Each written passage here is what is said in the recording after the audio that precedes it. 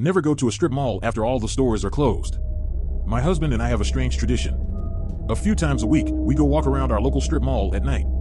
It's a way for our kids to burn off some extra energy before bedtime. Just a quick little trip, then right to bed.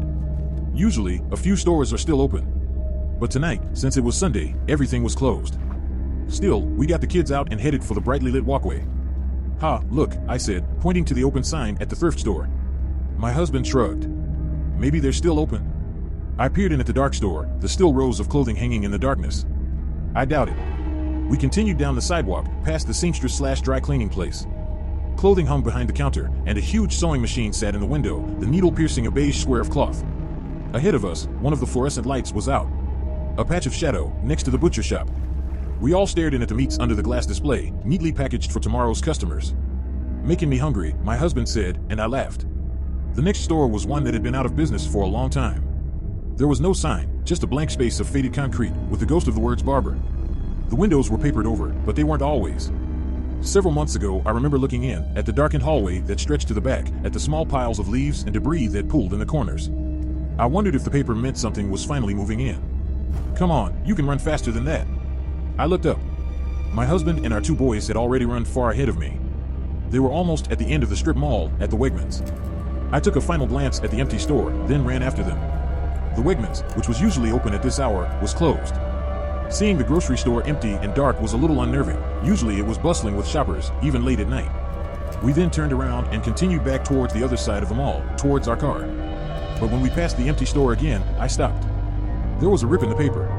I stared at the window, my reflection looking back at me. Then I leaned forward. The rip was small, only about an inch wide.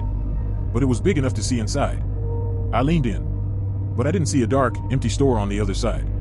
I saw an eye. I leapt back and screamed. My husband and the kids came running. I stared at the hole, but there was no one there. Just darkness. I saw someone, I panted, pointing. "Someone's in there. Watching us." I grabbed the kids' hands and broke into a run, nearly dragging them. My husband, confused, paused for a second, and then broke into a run after us. But as we passed the other stores, I saw things. The butcher shop. Someone was in there, standing at the meat table. His back was turned to us, but I heard the thump. Thump. Thump. As he brought the cleaver down on the slab of meat in front of him. Then the sewing shop. There was someone sitting at the sewing machine. I heard the ch of the needle threading up and down through the fabric. Except, was it fabric? Because as we passed, I realized the beige cloth was such an odd color.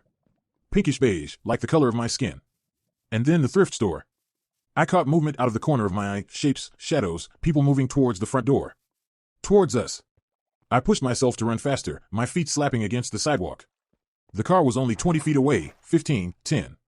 I pulled the doors open and forced the kids inside. Then I dove into the driver's seat. But as I started the car, my heart plummeted like an anchor. The strip mall was empty. I didn't see my husband anywhere. "David?" I screamed into the darkness. But there was only silence. I reported everything to the police.